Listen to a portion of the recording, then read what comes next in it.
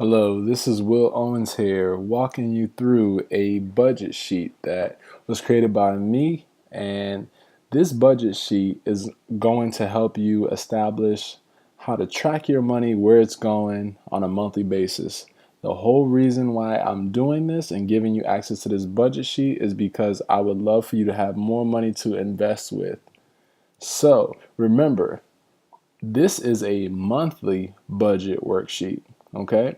All you have to do is in the blue areas, fill in the information that it's asking for.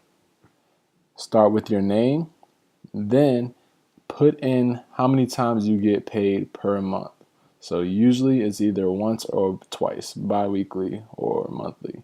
So if it's just you, you put in one or two. If it's your partner, you put in one or two. So you and your partner can you each have a box, okay? For your living expenses section, you put in your rent if you are renting. Don't put in your mortgage, just your rent. If you are renting, home phone, cell phone, cable, electric, gas, water. It's helping you track all your different sections, and at the end is going to total it up right here for your total housing expense. There's a formula that is put into here. You don't need to touch this. Only touch the blue parts. Okay? Only the blue. Now, for your family section, think about what you're paying for your groceries on a monthly basis. This could be from wherever you're buying food from, okay? Except for the restaurants and things like that, but actually groceries. Your other Walmart Target expenses would be things that are household, such as mops, brooms, laundry detergent, things like that. If you have any clothing that you're paying for, maybe children or et cetera, yourself, you want to look nice going out to a party. If you spend any money on clothing items, you can put that in here.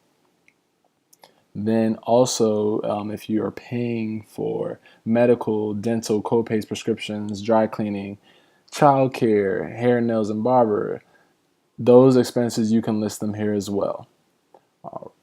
For your giving, if you're going to church and you're paying tithes, usually people pay 10% for tithes. I know I pay 10% or more whenever I go. And this, again, put your number in for the blue.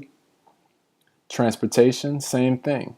This is on a monthly basis. If you're not sure how to calculate your monthly basis, if you're spending money on gas weekly, just multiply that by 4, okay? And then put that number here. Car washes, car maintenance. Again, in the white spots is going to total. You do not have to touch those sections.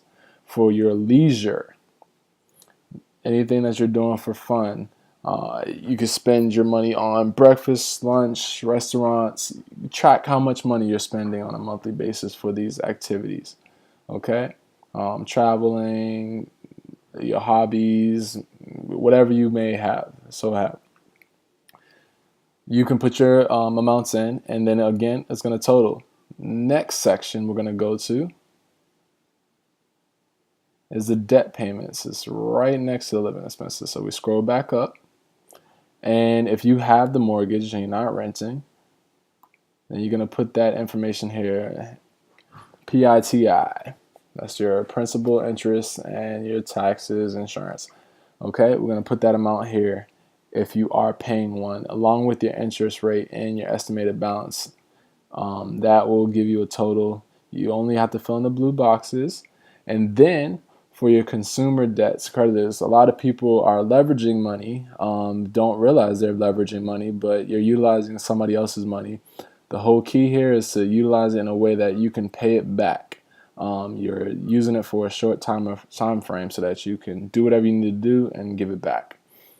So if you have a car loan, student loans, credit cards, any continuing education that you're doing, put in the actual payment, the minimum required payment amount, which you can get those that information on where you're paying your bills from your account statements, such as your bank statement or your credit card statement, the balances that you owe, and then the interest rates that the companies are charging you. Put that information in, it's going to total it up here. For your insurance premiums, If you have any insurance, which I suggest you should have, I can definitely help you out with that, making sure that I can help you out with anything. And that's why I want you to send the budget sheet to me after, because then I can review expenses and help you reduce your expenses and being smarter about them so that you have more money to invest. But insurance is a key thing. It's not if an emergency happens, but when. You want to be prepared for those things. Okay, so put in your insurance premiums here and then your savings. How much money are you paying yourself? A lot of people forget to pay themselves, or they run out of money and realize that they don't have enough money to pay themselves. How much are you saving towards your future?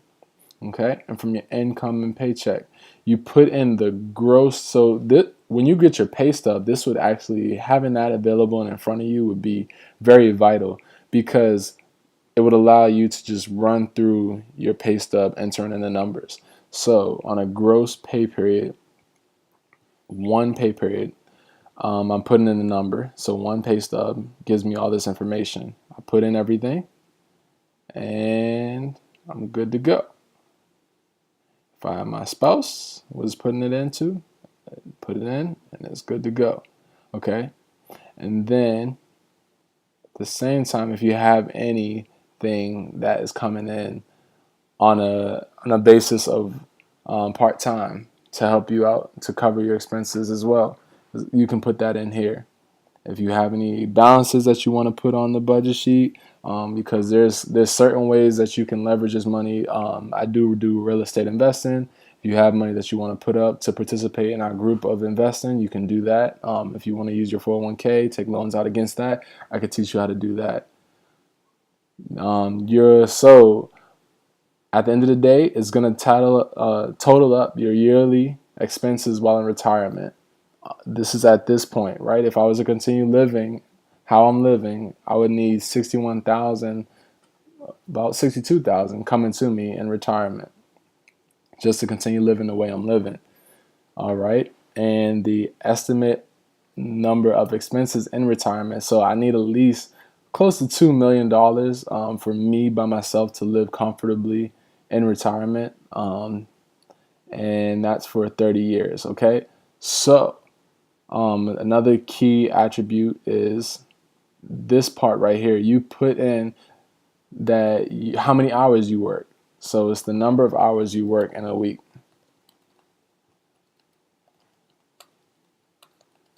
And with that being said, when you put in the number of hours you work in a week, it's actually going to help calculate your average pay per hour. You can kind of look at that and say, hey, yeah, that's spot on.